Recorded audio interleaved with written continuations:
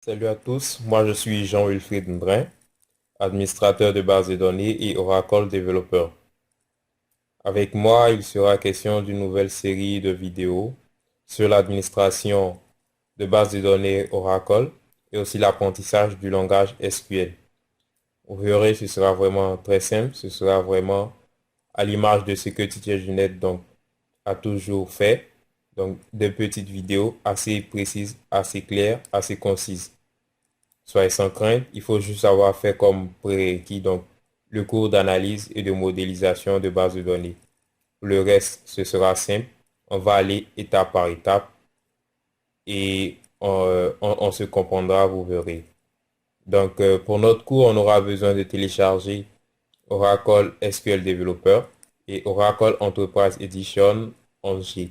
On va voir tout ceci ensemble avant de commencer. Alors, merci et bonne série. Maintenant, nous allons télécharger les outils dont nous aurons besoin pour notre cours. Le premier outil à télécharger est le logiciel de gestion de base de données relationnelles Oracle Database 11G ou bien 11G Enterprise Edition 2. Pour ce faire, rien de bien compliqué. Dans notre navigateur, on va marquer oracle.com.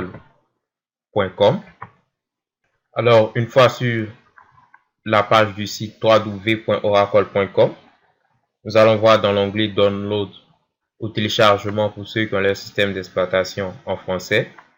Donc, dans la partie téléchargement, on vient ici dans base de données et on clique sur Oracle Database ou base de données Oracle. On voit ici les différentes versions donc de Oracle Database qui existent. La plus récente, c'est le Oracle Database 12c. Ce qui va nous intéresser dans le cadre de notre cours, c'est le Oracle Database 11G, donc celui-là. Pour télécharger, il faut d'abord accepter donc la licence, comme ceci.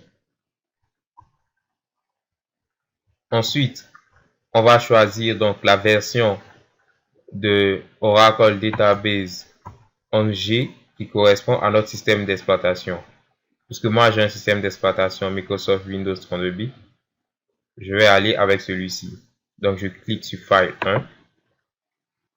Et une fois que je clique sur File 1, on voit que le téléchargement il est lancé. Je vais l'arrêter, puisque je l'ai déjà. Une fois le File 1 téléchargé, je vais cliquer sur File 2. Ce sera pareil, lui aussi sera téléchargé. Une fois donc les deux fichiers téléchargés, je vais venir donc les extraire l'un après l'autre. Je vais d'abord extraire le premier. Je fais clic droit, tout extraire ou extract all. J'aurai donc par la suite un fichier comme ceci. Je vais aussi extraire le deuxième et j'aurai un fichier comme celui-là. Je viens sur le premier fichier, donc le 1 of 2, et je double-clique. Je vois database. Ici, il y a le setup donc d'exécution qui me permettra d'installer mon logiciel. Il y a aussi une partie ici stage. Dans stage, on voit component. Donc, on a un ensemble de composants ici. C'est pareil pour le deuxième fichier. Celui-là, je l'ouvre. Je vois ici database. Je vois ici stage. Je vois component. Qu'est-ce que je vais faire cette fois-ci? Je vais copier donc ces trois composants-là. Je fais CTRL-C. Je reviens au niveau de mon premier fichier, donc database, stage, composant. Je vais venir les coller ici donc dans mon premier fichier database. Ensuite, une fois que cela est fait, je reviens au niveau de setup que je vais lancer. Ici, j'accepte. Donc là, j'ai lancé ce qu'on appelle le OUI, Oracle Universal Installer, qui me permet donc d'installer les différents outils Oracle. Et l'outil que je vais maintenant installer ici, c'est Oracle Database Enterprise Edition 11G ou 11G. Ici, on me dit environment does not meet minimum requirements. Are you sure you want to continue? Je vais faire oui. Email. Donc, voulez-vous recevoir des mises à jour de sécurité via le support Oracle? Je vais faire non. Donc, décocher cette case. Je vais faire next. Je vais continuer. Yes. Donc, select any of the following install option. On me demande donc de sélectionner une option d'installation en fonction donc de mes besoins. Nous, on va sélectionner le premier ici, donc create and configure a database. À ce niveau-là, qu'est-ce qui va se passer? En plus d'installer le logiciel Oracle Database 11G Release 2, il va aussi créer et configurer une base de données qu'on va donc utiliser à des fins d'apprentissage. Donc, je coche ceci. Je vais faire Next. Desktop class ou server class. Nous, on va choisir le mode desktop parce que on l'utilise seulement sur notre machine. Je fais ensuite Next. On me dit no value has been given for the password field. Donc, je dois entrer une valeur pour le mot de passe. Ce qu'on va faire, on va entrer tout simplement 6. S, Y, S. Confirm password. 6, S, Y, S. Donc, on voit ici que Oracle Base, ce sera comme ceci par défaut.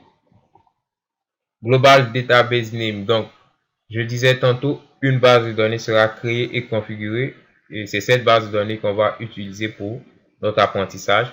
Le nom qui a été donné à cette base de données par défaut, c'est ORCL. Donc, nous, on ne va pas changer. On va laisser comme ceci. On va donner un mot de passe pour l'administrateur, donc qui est 6, que nous, on aura choisi SYS. Ensuite, on va faire Next. Et par la suite, ce sera juste à faire des suivants. Puis, Finish, donc terminé. Moi, je vais canceller puisque j'ai donc le logiciel déjà installé sur ma machine. Alors, après avoir téléchargé et installé notre premier outil, donc qui était Oracle Database Administration 11G, nous allons passer au téléchargement puis à l'installation de notre deuxième outil qui est Oracle SQL Developer. Donc, pour télécharger SQL Developer, c'est pareil que tantôt. On vient dans oracle.com. Dans la partie téléchargement, on vient dans Developer Tools ou outils de développement et on choisit SQL Developer. Ici, on voit les différentes versions de SQL Developer qui nous sont proposées. Première version, c'est Windows 64 bit 8, JDK 8 included. Donc, qu'est-ce qu'on constate? C'est que cette version de SQL Developer a le JDK 8 qui est inclus. Pourquoi? Parce que pour pouvoir installer SQL Developer sur notre machine, il faut avoir comme préalable un JDK déjà installé. Et désormais, les nouvelles versions de SQL Developer viennent avec des JDK 8 à l'intérieur.